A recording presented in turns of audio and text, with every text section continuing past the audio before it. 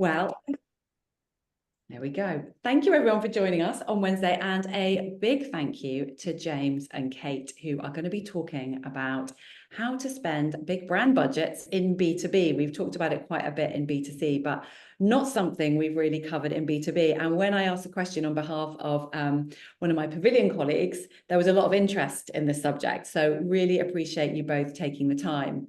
So would be great if we could just do a quick round, and they can be really brief, like intros and any particular questions or interest you've got in this space.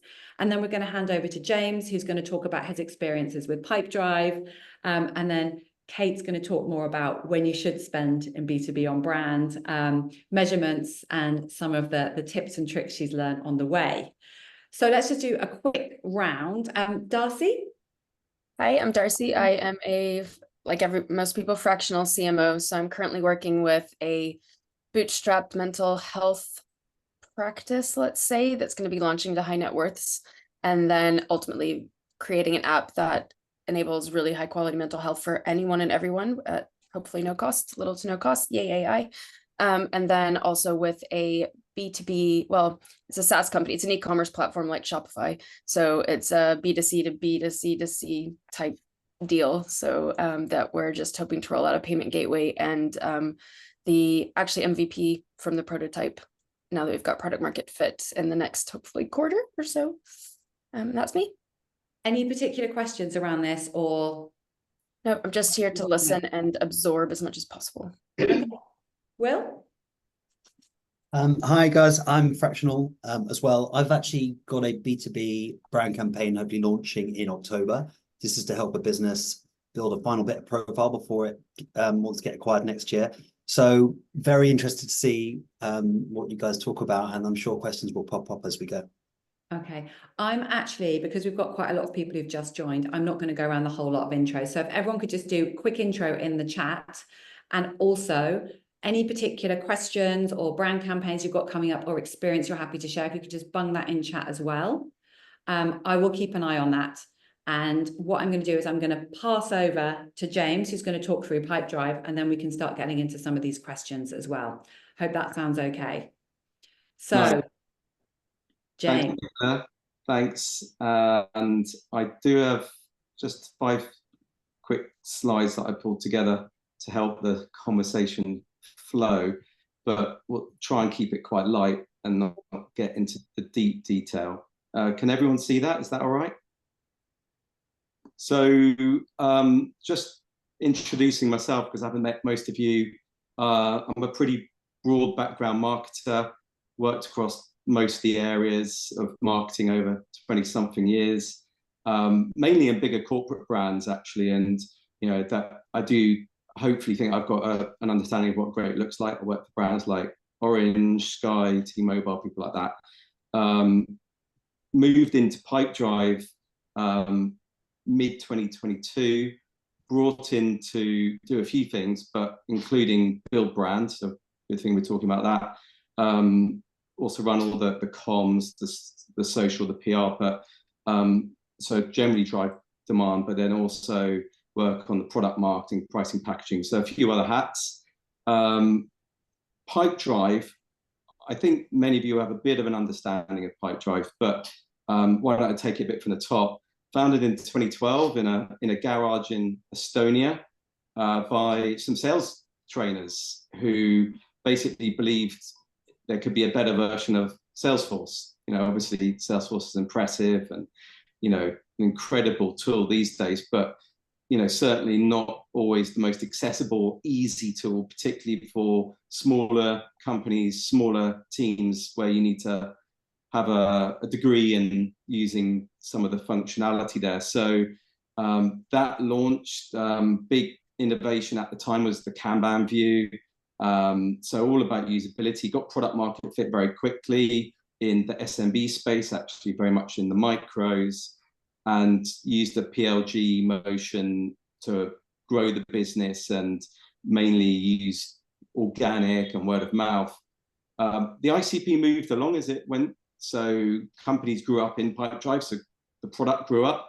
And actually, in the last couple of years, I've sort of worked to move the ICP up a little bit from that sub 10 more to that up to 100 employees, pretty agnostic on the industry. Actually, it works sweetly across most.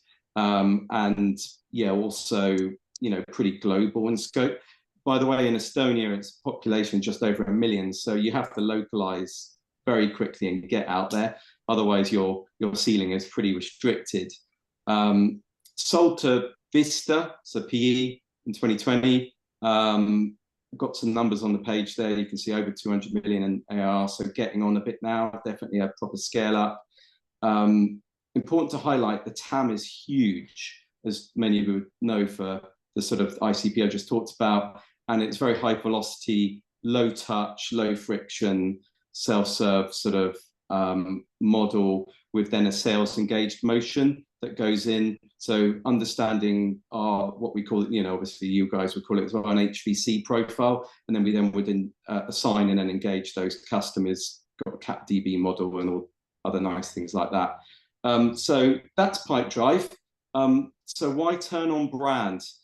Well, just after the acquisition, actually, things started to slow down, and maybe that's not different to what you see sometimes in any major event like a transaction where, you know, the business has been primed for sale and then a few things go a bit quirky. And whilst the ARR was still growing inside the business from the base management, the acquisition had slowed significantly. And a big bit of the analysis that was done understood that our share of voice was being eroded by a lot of new entrants or existing brands just coming into the adjacencies. So HubSpot, Zoho, Salesforce was still there, obviously, but really you're way below that. Freshworks, Monday.com, etc. So big bit of analysis was done, and we clearly had pressure because we were getting that sort of word of mouth and referral coming in and then converting successfully in the mid funnel. But the top of funnel hadn't really had any investment for about 3 years. And at that, it was pretty minor, never a brand campaign. So quickly understood that we needed to grow the brand. And that was coming through in conversations with sales, where sales teams are saying, look, we were up against X and Y competitors, and, you know, the customer preferred to go with the brand they knew, or someone had referred them, etc. So that's sort of a big part of it. The other factor to highlight is that CRM isn't like, as you know, most consumer purchase or many consumer purchases where you just wake up one day, think, I need that, and you go and buy that. Is very longitudinal. Very few of your prospects are actually shopping the market at any point in time. So you want to be that brand in mind. So we understood that we needed to flick on brand. So I will move us on to the next one. So what did we do to begin with? Table stakes stuff, that the lower and mid funnel motions, the whole commercial engine was revamped. So we won't talk about that today. We'll talk about the top of funnel and the brand. So to begin with, a test was done at the start of 2022, actually before I joined, and that was focused on delivering impressions and brand lift. I think that the study was done through Google, delivered over 30% brand lift. So a green light, got the confidence up with the execs that we were going to be able to move things along. And I then came in as things started to move into the next phase, did a complete end-to-end refresh of the brand, the classic sort of stuff there, with an agency called Studio Dunbar, based in Amsterdam. We went with them because it was easy to onboard them, because they were connected to Dept, who are our creative agency. And I can talk about another time if you want. Hands up already. Am I taking too long on this, Nicola? No. I had a really quick question. How long did the revamp of your brand take? Because this is a question that often gets asked, and I think especially founders think it can be done relatively quickly. I think, you know, it was a 3 to 6 monther, because you need all the thought processes that go into it. It's not just a cliche colouring in process for the founders. You've got to do your whole analysis of your market and so forth. So yeah, that was the time scale on that. All for expectation management. Thank you. Yeah. So we allocated money for brands. To be clear, it wasn't even 5%. So, you know, when we hear our gurus talking about 60-40 ratios or whatever, this was pretty small scale, but still very hard to get to that point of getting some real money to put into both production and into media. And we built that campaign probably in a good moment when, out of COVID, production was pretty cheap. So we created a campaign, which I'll play a little video just to give you a flavor. Some of you might have even seen it, but it was very much focused on this, well, we called it This Moment Was Made of Pipedrive, but it was focused on the insight around those moments in small business when you win that deal and that buzz you get from it. So you'll see that hopefully as it comes through. The focus was awareness, absolutely awareness was what we needed. I sort of talked about that a moment ago, but naturally wanted it to be through the funnel. So we're looking also to drive increased search and visitors, and then hopefully see it flow through into more signups, which we could then nurture through our customer journeys and through sales in some instances. Just 3 markets, big markets though, particularly the US. So, you know, even with a low digit million budget, that doesn't go that as far as you might think. So we had to be very resourceful and focused there. So I'll give you a little flavor of the creative. There's a compilation of a number of ultimately 6-second spots.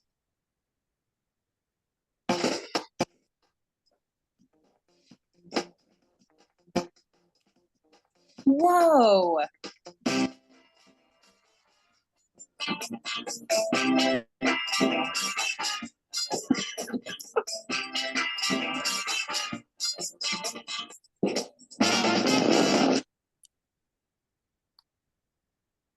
So that went pretty well. And as you can see, there was a, what happened there? Yeah, pop to the next one. You can see that the new visual identity came in. Prior to that, it was all sort of black, which had been quite cool, but was very founders-esque sort of thing. And we'd done a lot of research to sort of move it more towards that growing green color that unfortunately it seems like the rest of B2B SaaS likes as well. But that went well. So we had run that campaign in the back to work period of 2022, slightly delayed in the UK actually by the Queen's funeral and all that. That went very well. So that drove a whole load of goodness. I'll take you through some of the results on the next page, but that greenlit us to continue into 2023. In 2023, we planned the campaign around 2 peak periods, one in Q1, big sales period. I'm sure many of you see that as well in your business. And then likewise, the back to work period. In the intervening period, we were dipping down into sustain, where we took the spend down to less than a quarter actually. And that was kind of an interesting test in its own right, because we'd run this brand activity for 6 months. We'd seen obviously the tide rising, and there were other factors. It's not only the brand comms that drove all the goodness, but what was interesting is we flipped that off and actually things kind of virtually collapsed in April and into May of 23, and an almighty sort of hair on fire moment occurred. And we did a lot of analysis, but ultimately decided to upweight some of the marketing budgets, working with the CFO, of which maybe 3/4 was actually put into brand media. And we were able to bring things back on track. And we had some very short-term metrics sometimes that we were looking at, like share of search, as well as the longitudinal metrics that I'll talk about in a moment, that also gave us confidence there. Then once we got into the back to work period around now last year, we'd sort of taken a view that we needed to revamp the assets anyway, just to squeeze more goodness out of it.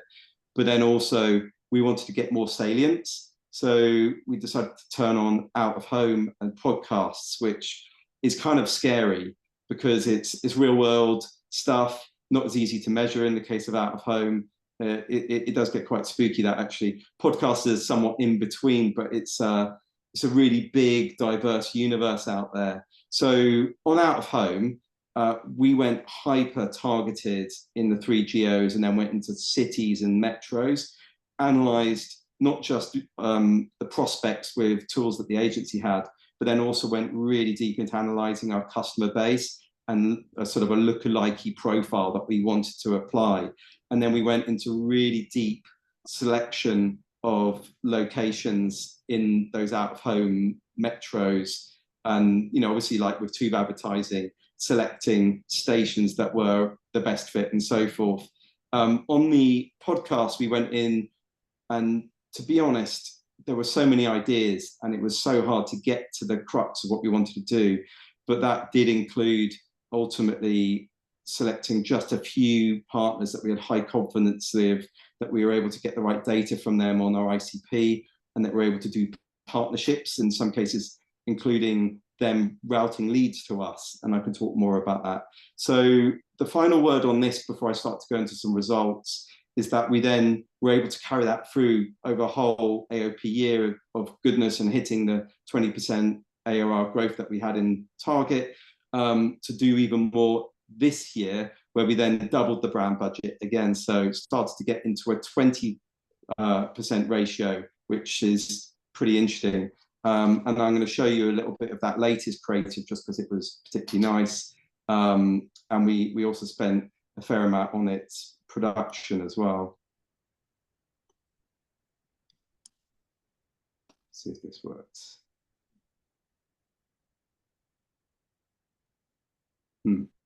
This is the story of how Pipedrive can accelerate your business growth.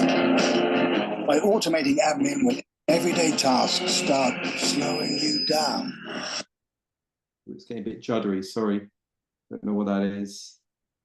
Could be the one. So you can reach. Oops. Well, never worked with animals, children, and YouTube in a live Destination quicker. Pipedrive. I'll move off that. Worth saying that we had a content series that I'd kicked off. We were starting to generate a lot of content. At the top of that pyramid, we had a high production value content series where we took customers and took them on a drive with our in-house influencer, talk about their business journeys. And we liked that idea so much that we sort of transposed that into the creative route here of being on that business journey, and the fact that Pipedrive was a tool that could help you with that. So let's get to some results. So as mentioned, because it's being recorded and all the rest of it, I'm going to be relatively discreet with the data that I'm sharing. You may get more out of me if you corner me at drinks or something, but looking at the 2 years previous and then the 2 years that just passed, we were able to see really significant growth in sign-ups. So that's one of our essential metrics once we get them past visitors into sign-ups in our 14-day free trial, and then converting those into NPCs. And in particular, we're very focused on the dollar value of those NPCs, so the ARR. So sign-ups and NPC ARR up 14-15%, which is pretty significant. Customer unit economics also up. So the dollar per NPC, which contributes, as I'll go into, in the LTV was up by 10%, which is pretty significant. ARPA likewise. So part of it was also lifetime there. CAC scaled quite significantly over the period, but we were able to, despite that, scale that alongside the LTV. So in fact, we improved the ratio modestly. And then the ROAS also was up by nearly a quarter. So pretty good results. There's a bundle of other numbers that were floating around in the sort of the performance side that could be talked about, but also important to talk about the brand equity and the brand tracking. So we put tracking in place before we did anything with Qualtrics, who put in a study there. It is an investment, but a worthwhile investment in those target geos. And we're able to see pretty sustained and spectacular growth across all of the key metrics, whether it's unprompted, spontaneous, prompted brand awareness, consideration, brand affinity, so forth. So big multiples there. Also, overall brand equity metric was up by double-digit percentages. But then there were some other metrics that you obviously see in social, and likewise share of branded search was up. Other signals important to highlight, and I think this is particularly important if you can't get some of these tracking studies underway, are looking at sentiment coming back at you from the channels. So sales were huge fans and were referencing how it was helping them in conversion, and also customers saying that it contributed to them coming their way in the first place. And it was similar with partners as well, and particularly when we were going out presenting with partners, but also them talking about that in roundtables and in the ecosystem generally. Customers likewise, and I would highlight that this also contributed to our pricing power. We did, and hopefully none of you are on the receiving end of it, significant price uplifts over the last 2 years. And I think brand does play a part in that. And of course, finally and importantly, in employee and engagement there. So I'm trying to bring this a bit to a close so I can hand over to Kate, but some quick pointers and watch outs that we might then circle back on. It is naturally not easy to understand that link between the long and the short. You know, marketing, it's sort of like a neurosis topic, and we see a lot of it on LinkedIn, but it's true. And we, despite all this, didn't manage to get properly set sort of industrialized econometrics in place, partially because of the fact that you're running around doing so many other things, and also the cost and the ability to source these folks. For those projects were being kicked off this year. We also highlighted brand tracking. I think that is really important to get confidence and also understand how you're fitting within the broader market, not just your own data, but also how other brands are being perceived. Diversity of metrics, so I talked a bit about that. Get as many signals as you can.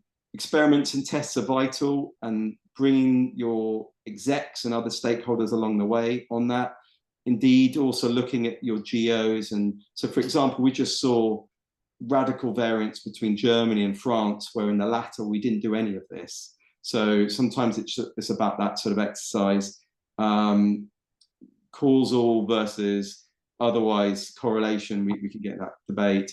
Pre-test your creative, and then really quickly monitor, learn, iterate, optimize when you've got it in there. Through the funnel, we found that, you know, teams needed to align better. We had some pitfalls, I can talk about that. And maybe the final slight wry comment would be that you will still find this is the first to go at the first moment, you get some turbulence. So the key thing here is to obviously be able to look at what you can maintain of that, and then monitor the impact, and then be able to build the case to come back. So I think there will be a gazillion questions. I haven't looked at the chat at all, so I will look at that. I will, James, I can run through it. That's what I'm here for. Thank you so much. There were so many fantastic insights, and I think some really good questions off the back of it. So I think the first one is, if we go back to the beginning of when you first started to test out the brand spend, how did you get the buy-in, and not just from the exec, but from the board as well? Because that was one of the biggest challenges I always found. I think it's helpful when a new PE owners come in and they've got a well-established playbook and track record. So part of it on the board was understanding that they had an ambition for the business, and that intuitively they knew that bigger businesses, particularly that had gone through the Vista portfolio or outside, had gone through this cycle of maturing where they had to turn on brands. But we were fortunate to have a CEO that had been effectively an ad sales guy in his earlier career. So that was a big help, and we were able to get some of the other execs on side. But then, as I said, it was those tests were vital as well, getting that signs of life confidence that it was moving the dial. And your budget for the test was around 5% of your overall marketing budget, was that right? No, that was even less than that. It was a microscopic test. The 5% was what we got to once we proved that we could move the dial. Ah, okay. So in terms of that budget, did it just come from your overarching marketing budget, or did you actually get a bigger budget and that was taken from other areas of the business? In year, it was already sort of somewhat allocated at the beginning of the year when the AOP was designed. Then once we started getting into subsequent years, like 23, there was a clear budget there. But then we were able to successfully make the case to get incremental budget and take it from other areas, or in some cases, cost savings were funneled from other functions and parts of the business into marketing. Right. There was a question from Rebecca, which was about, how did you pre-test your creative? Great question. We used an agency called Walnut. They did a series of qualitative and sort of link test type of methodologies. And yeah, I think that again is not that cheap, but we actually played a bit hard with our agency on basically saying, well, okay, you're pushing us to put significant budget in here. So they actually helped us part finance some of the cost of doing the pre-testing. Nice work. And how did you actually measure the impact of the brand campaign on the CAC per channel? Question from Nick. We were able to isolate it in various ways, and it does get difficult. So some of it, we can look at traffic that was coming directly from the campaign assets from where we'd placed it through to the homepage or the landing pages. But we had a multi-touch attribution model in place in Pipedrive, and we were especially focused on using proxies around organic and branded. But this is the tough ask, and even then, you just have to have a belief that you can answer it. So we were trying to get more to MMM modeling and all the rest of it, but we hadn't got there. I'll be quite transparent. And the question from me, if you look back at those campaigns, were any channels that you felt you wish you'd invested more in, and any that you actually in hindsight would have taken budget out and put elsewhere? Yeah, I didn't talk too much about the split in channels, but I think we put a lot into Meta, trying to get a lot of frequency, a fair amount into YouTube, which I think is a brilliant channel, particularly if you've got video, which really engages. And then LinkedIn was maybe about a quarter. I think we could have put more in there. And actually, Pipedrive still doesn't have a fully optimized. We did a lot on organic, but we hadn't really built out all of our LinkedIn. So I think we could have put a bit more into LinkedIn as well. It's expensive, so we're trying to get reach and salience. Yeah. Thank you so much, James. If there are any questions, I think you're staying on for the next part, so we can always quiz you a wee bit more at the end. I'm trying to restrain myself. And Kate, can we pass over to you? You may. I knew I'd have to change rooms right when I started talking, but I'm settled. So Oh, hi, well I'm Kate. And it might be a bit noisy, so tell me if it is. So my background's agencies, media agencies, and I used to run the strategy and research team, which included MMM and econometrics. So I sort of came from a media background. I then moved into tech CMO work, and we had quite a lot of discussions around brand in my first role and when it was the right time, and I'll talk about that. Then I moved to GoDaddy, where brand is a huge area.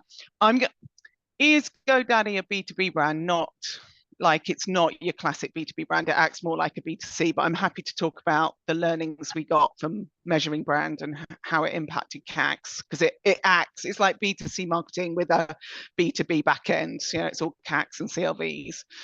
And then I worked at MyPenny, where we launched right in the middle of COVID. All our new customer channels went offline, like events and DM.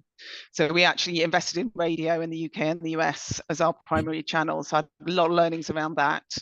And now I currently, I do a fractional role with the advanced analytics team at an agency called Crowd. So I'm actually sitting in Crowd's offices at the moment. And they do multi-touch attribution, incrementality, and MMM, and merge all those together into one like dashboard and suite. And then quite a lot of, for B2B clients, do a lot of propensity modeling. So I'm coming at it from that point of view. I pulled a deck together on all my learnings. I actually presented this in a interview last week to a company that had a challenge with moving from the bottom of the funnel PLG motion and wanted to move up into mid-market and enterprise marketing.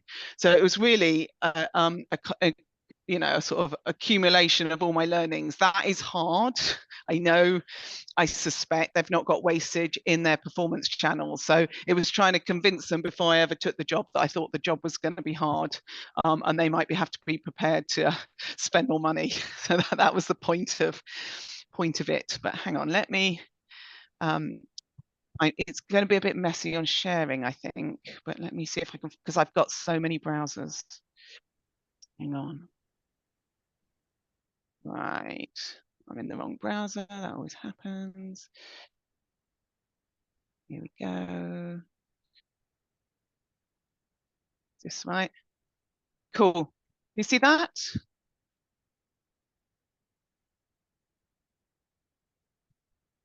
Oh, it's gone again. It was there. It was there, so I put it in slideshow so you can see it. Let's see. Yeah, there you go. So I thought I'd just pull together all my learnings into one document and give you some charts. I actually got through to the next round of the interview and had an interview with KKR, so something in that might have might have worked. They're investors. Anyway, so the whys I've seen and used is what's the opportunity of not testing brand? And these are the ones that I see all the time. Incremental CACs are just too high, scaling up performance. So we need to do something differently. Our branded search volumes are dropping, skyrocketing blended CPAs all the time, especially at the moment with generics in Google. You know, Google generics have gone through the roof, so we need to think of another way of doing it. One big one is, you know, as company moves from PLG to mid-market and enterprise, there's less one-shot marketing. So it moves away from being sort of a B2B sell, and then trust and credibility become critical. So actually and then there's that sort of portfolio decision making. So actually it's about establishing that trust and credibility before switching, so more in depth. No green fields. You know, if we're moving into a new area where there's lots of strong incumbents, we need to actually get our awareness and consideration up. See it. Big one, cost per leads are cheaper just using pay-per-click, but the conversion from lead to customer is much lower. And we found that at Moneypenny when we moved from the UK, which had high brand awareness, into the US. We got really cheap CPLs, but it was a portfolio sell. And we just couldn't get the conversion from lead to customer up because they were looking at four different providers in the same thing. So we really needed to get why they were visiting over more clearly. New geo entry, Competitive X is doing it and gaining market share. Let's test it is like the super easy one. And actually that works a treat. And the other one is our price point. This was a big one for GoDaddy. Our price point is being commoditized if we don't do more in brand. So how do we get out of this pricing trap? So you can spin it a number of ways, but these kind of work for B2B. And then I've been really getting into this in a lot of my discussions about how high growth companies aiming for profitability need to balance both the efficiency and the effectiveness of their marketing. So effectiveness being about total revenue, market share, higher revenues, but higher CACs, although Abba's going to tell me she did this one by reducing CAC. So she is an exception normally. So when I was at GoDaddy, I'll tell you that after I've told you about efficiency. And then the efficiency play is, okay, let's focus on decreasing the CAC. Or a lot of companies use 12-month trailing ROI from new customers as a measure of how well you're doing in marketing and sales. And then you might want to focus on efficiency channels, paid search, SEO, conversion. So you get lower CACs, but lower volumes. So I actually worked my first marketing role. We were testing brand in various ways, but we never fully dipped our toe into it. And actually, it was working. We were then acquired. That company was then acquired by GoDaddy. So I've got a full head-to-head on what the metrics were. But we were spending about 3 million, and our CACs were about £30 cost per acquisition. And we were getting about 120,000 new customers a year. GoDaddy was spending 20 million. Cost per acquisition was about £60, and they were getting 250,000 new customers a year. And the reason they could afford to spend 6x the marketing budget was they were much better at cross-sell, upsell to the customer base. So it was a sort of blended approach. But needless to say, I don't believe you have to do brand.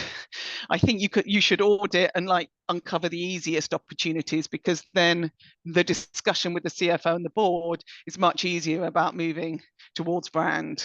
And then it's about building the case. Listen, I'm not going to go into it, but I thought this was the See Think Do case study. framework is quite good. So I'm at Crowd, and the guy who invented it, Avinash Kusak, is the head of strategy here. So I think it's quite a useful framework. I also think it's good to frame the conversation about why you're doing things differently and how you measure see differently versus think versus do, because most companies are at the do end of the spectrum. And it also helps frame the messaging discussion. I think this one is critical in B2B, and actually I spent a lot of my time doing I've just seen Avinash, actually, he's in the office.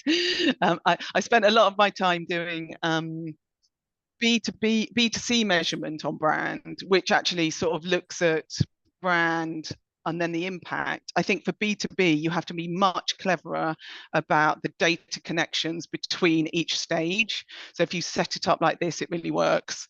You know, so C is around total strategic addressable market. Think is around the retargeting pool. So what you're trying to do there is just pull all the intent data pieces together, pull it into a retargeting pool, so you can then measure that piece.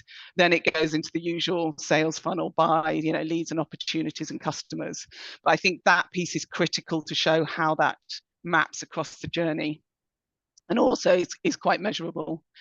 And then, like, this is just you know, a couple of metrics, you know, pick and choose, but the overall objective is to step change new customer volume effectiveness at an efficient blended CAC. So efficiently, and whilst the CAC might go up, you need to see that step change in new customers to make it worthwhile. There's a lot of good stuff in terms of metrics around, you know, can we get the ICP visits up to the website up by doing the brand? So, you know, putting in some IP tracking software, increases in branded search, brand lift studies in geos, brand tracking if you've got the budget. I think there's some quite good low cost versions for B2B now. The retargeting pool for the think stage, I think, is the cleverest way of doing it. So how are we pulling people in? How are we increasing that top of the funnel? How are they then converting through the funnel? And then ultimately it's right, the usual B2B stuff, you know, high intent leads from the ICP. What, you know, how are we getting the ACP, AIR from close one customers? So usual stuff, but quite interesting on the metrics. This was something, I'm not going to go through it, but actually the risk analysis was quite good. So so spelling out when you go in for the budget, what are the risks of doing this, right? So that you can have that conversation up front. Because I think sometimes I've optimistically sold in brand and some of these things haven't happened, and then you get into a spiral of, is it brand? So if you address it up front, but you know, do we have to increase the budget if there's no wastage in short-term marketing budget? Well, yeah, let's agree the test budget. You know, we might need new skills. Yeah, you will. So let's reorg and review the team. It will introduce some cross-functional complexity. You're going to get longer buying cycles, especially if you're going mid-market to enterprise. So, you know, I think ABBA's case study on Habito, where, you know, held her nerve on CACs, and then 18 months later it started dropping off a cliff, is amazing. And if she's still on the call, I'd love to dig into that. Setting up new measurement frameworks. Cannot do last click on this, and you cannot let anyone in 5 months do that. And then just having a little bit of a pop at product. You know, if the product's not differentiated, it's going to cost us more in marketing. So let's have that discussion up front in this analysis. Major watch out. Anywhere that I've seen any CFO who's still looking at last click and has access to it, it's going to have a really diffuse effect across all response channels, so it's harder to measure. So you need to actually address that measurement approach. CAC's likely to increase or stay the same. You have to explain it and hold your nerve. This one was a big one, was business plan I've worked on is MQL, SQL, close 1 in month. Like, this is going to take longer. So, you know, if anyone's judging their performance on this, you're going to have to address how you're measuring it. GoDaddy were obsessed with measuring brand channels on direct response basis, like using TV squared. So you've got to get some like lift studies in there, otherwise that screws up any form of brand activity. And then sometimes in some commodity markets, pricing effects are too strong for brand preference. So you kind of need to fix that piece, and maybe not sell it on price premiums. Or best ideas I've seen on justifying brand spend is last click stays in marketing. Finance, only provide finance with attributed weighted channel splits on CACs. This is what I did to get a lot of generics and SEO through. So do the same, right? Don't always put an attributed view through, never let them look at last click. The best hack I've seen was GoDaddy, where they built a 12 billion market cap company by using a sort of normal attribution model, but then putting all the direct and SEO into a category called brand, and it was on all their dashboards. And basically, they sort of hacked the system, because if we chased that down really tightly, probably they wouldn't have gone as quickly. But actually, if they hadn't done brand, there would have been an also ran US domain provider. So actually it was really like hacking the specific system. Another good one is amortize your brand spend across all your response channels when you talk to finance. So divide the cost of the brand and then just divide it by the other response channel. So you're adding a little bit to each of the response channels instead of having a sort of non-working spend and a working spend, and that's just like a killer for any kind of brand activity. And then I pulled together some really cool stuff. So look at this at your leisure. Dr. Grace Kite is an MMM lady. She did that really good post on scale ups. Avinash has got a really good post on efficiency without effectiveness. I love what Tom Roach is doing over at Jellyfish. Jim Stiegel is ex-CMO of Procter & Gamble, and he's done an amazing post on brand building and performance marketing together. I adore everything Preston Rutherford is putting out at the moment. So he's doing like conversations between CMOs and CFO and how you justify brand spend. So if you haven't read of any of his stuff, I pulled you the best ones out. And then Tim Ambler, who was the professor at London Business School. He died recently, but he wrote an amazing book 25 years ago that people in marketing have just forgotten about, and is probably the best book on justifying the long-term brand spend. So I'll stick all those in, but ask away. Hey, thank you. That's amazing. And my word, what a list of resource. Are you going to share the deck afterwards? Is that okay? Yeah, share the deck, and those are really good links to just flick through and get the latest on this topic. Robert, I don't know if you're able to speak, but you've just mentioned that you're agreeing on the last click challenges and having those right now. Do you want to specifically highlight some of the problems you're having and how Kate might be able to help? Yeah, of course. I just finished stuffing lunch into my face. Thanks, Kate. That was super useful. Really interesting. I think you also kind of went into what you faced in terms of last click and what you suggest and said. And I see, Emma, also, you've gone to using dream data. Did you use something like that, Kate? And I haven't, but I'm in love with Hockey Stack. So if John Burke's on the call, like, I think that there are measurement tools now that have been invented, metadata, dream data, and Hockey Stack, that I would have killed for when I was at Moneypenny, because they solve this problem in quite an interesting way. And I think broadly the problem is most attribution is CRM focused. So if you're using a CRM attribution tool, like Salesforce is one, it only really starts when it hits the lead into Salesforce. But actually, as we know, brand is about getting the lead into Salesforce. And these methodologies have much more of that digital path to purchase, but also include things like events and all that good stuff. So I would, if I was like, I would totally sign up one of these suppliers if I was doing B2B brand spend. How would you allocate value? Or was it multi-touch? Was it a certain amount for each channel? When I was doing it on attribution, we took the CAC, so the blended CAC, and then used the attribution model weightings to divide it by SEO, paid search, display, retargeting, or whatever channels we had.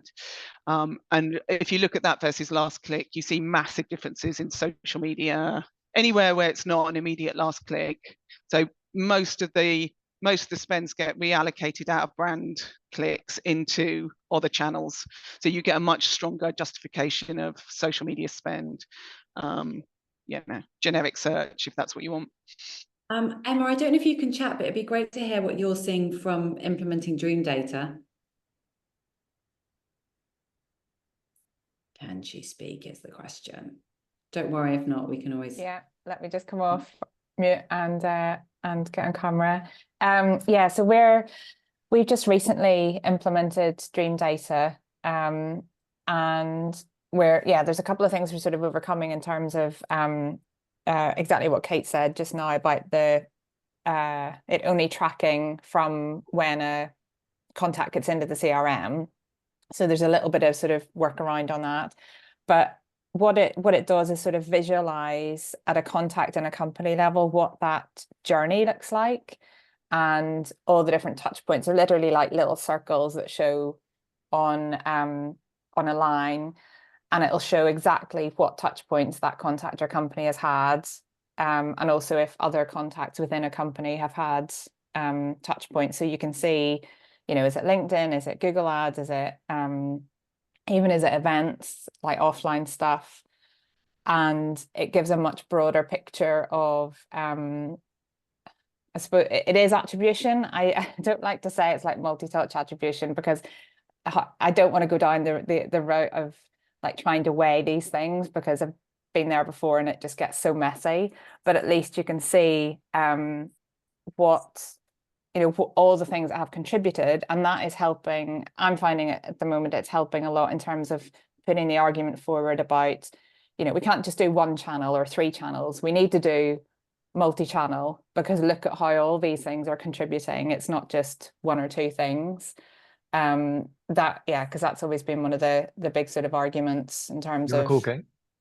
You know, where the budget needs to go. So that's the sort of biggest sort of use of it at the moment.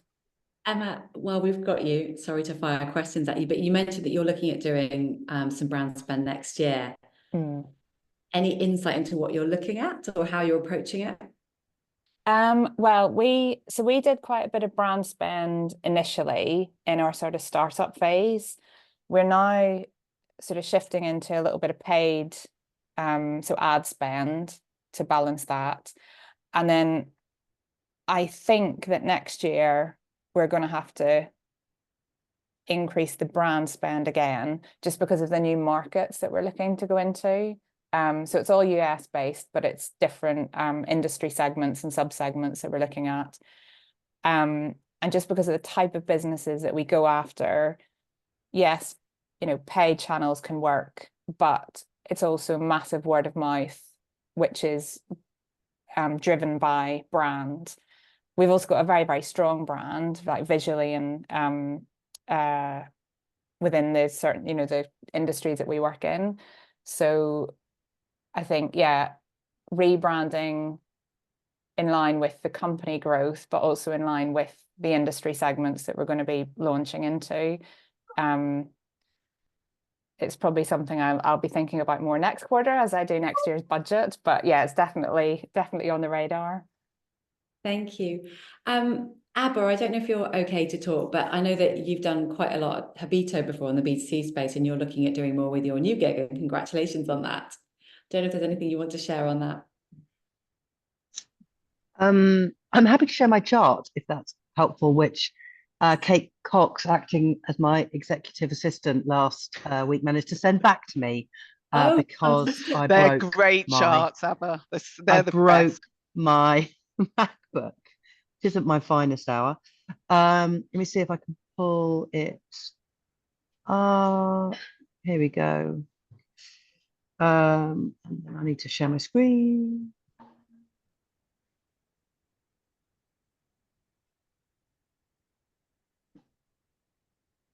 Oh, Zoom does not want to let me share my screen.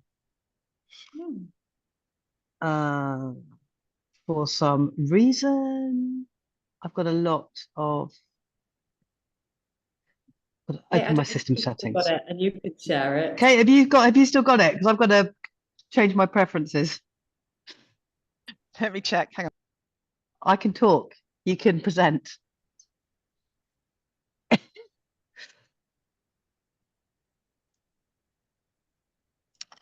Maybe I can Or Abby, change you it can to talk us through it and we can all imagine. I don't Yep. know that I can I'll share it unmute in myself. I can share, and actually, I think you just need to see it, and it makes sense, right? But what I'd love to do while I find it, Abba, is how the hell did you cope that first year when CAC didn't look like it moved, or you know, what were the intermediate metrics? How did you hold your nerve? Because that's my biggest one. Is everyone thinks this is a 3-month play, and it never is, right? And they stop it too quickly and say, well, that was a disaster. Yeah. Yeah, Habitat is in mortgages. So the advantage of mortgages is it's a long-term sell.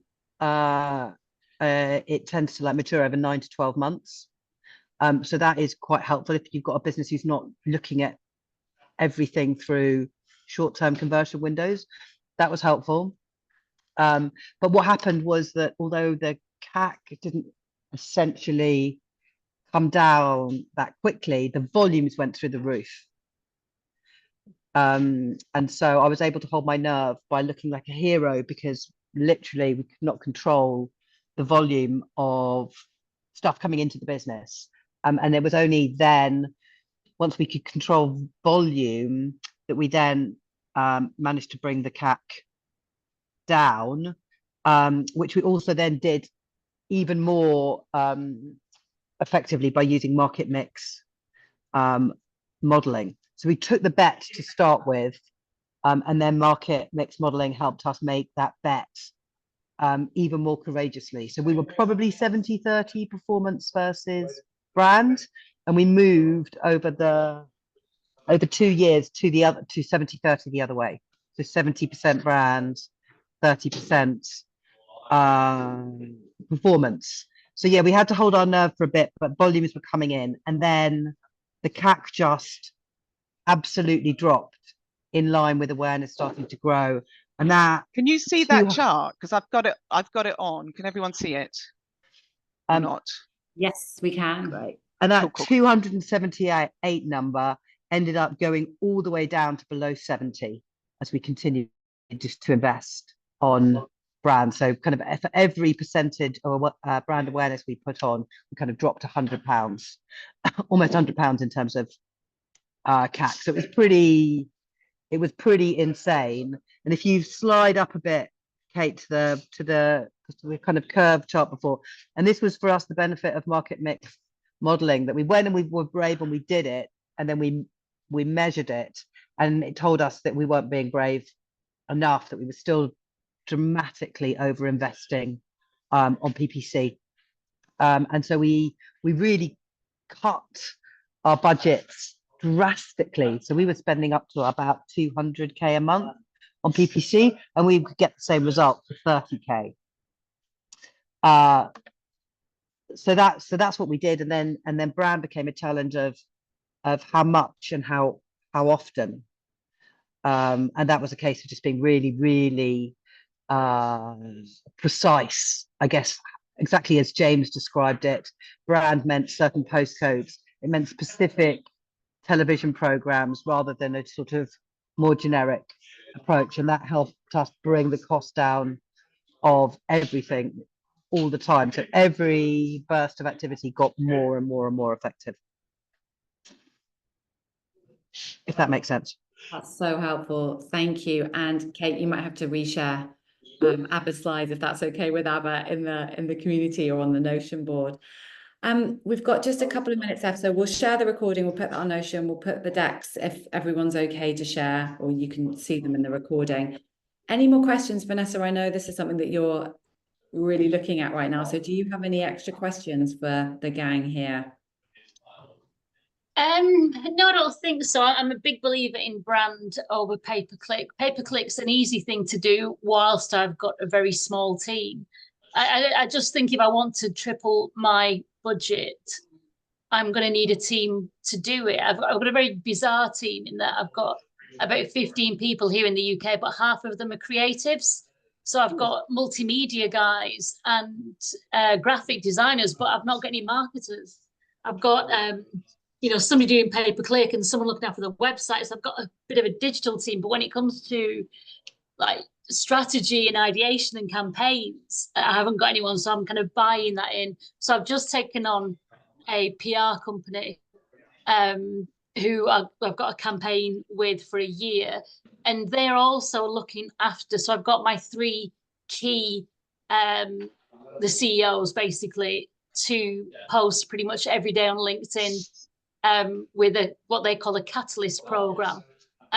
So I'm hoping, and I'm just going for visibility. I'm going for visibility, credibility, and memorability, and that's the strategy I'm going for. So but it's just getting that content out there, and I've got a dispersed regional team across the world, but they've been doing their own thing, and they've just been ordering business cards and supporting the sales guys with presentation decks. And it's just trying to get the engine rolling so that they start sharing content. And it's just not happening quick enough. That's it. I don't think there's anything I can do about that. It's just going to be one of those things. Yeah, it's always a challenge having the right team. And when do you actually bring in house? When do you get a freelancer in? When do you use an agency? And it sounds like everyone uses a bit of a combo. And you never quite know what you're going to inherit when you join. No, and the thing is, the company I work for, they do everything in-house. So, for example, if I want a new website, they think our digital team can build it. You know, that's why we've got all the multimedia people and graphic designers. So that's a battle that I'm going to have to fight. But if they want me to quadruple spend, then we're going to have to spend it somewhere. Nice problem to have. It is, but it's just they want quick growth, and it's, how quickly can I move? Yeah, especially on sales cycles as well. I'm going to wrap up there because we've got 1 minute left. So just wanted to say massive thank you to James and Kate and to Abba for resharing her graphs via Kate. Kate, you obviously have the best filing system, far better than mine. So big. I don't. I use my email. Never ever file. Just use your email. Like that, I got it. And I will see some of you on Friday, where we're going to have Jolyn talking about marketing roadmaps and sprints, which was a great session last time. So thanks again, and have a lovely rest of the day. Thank you. Cheers. Thank you. Bye, everyone.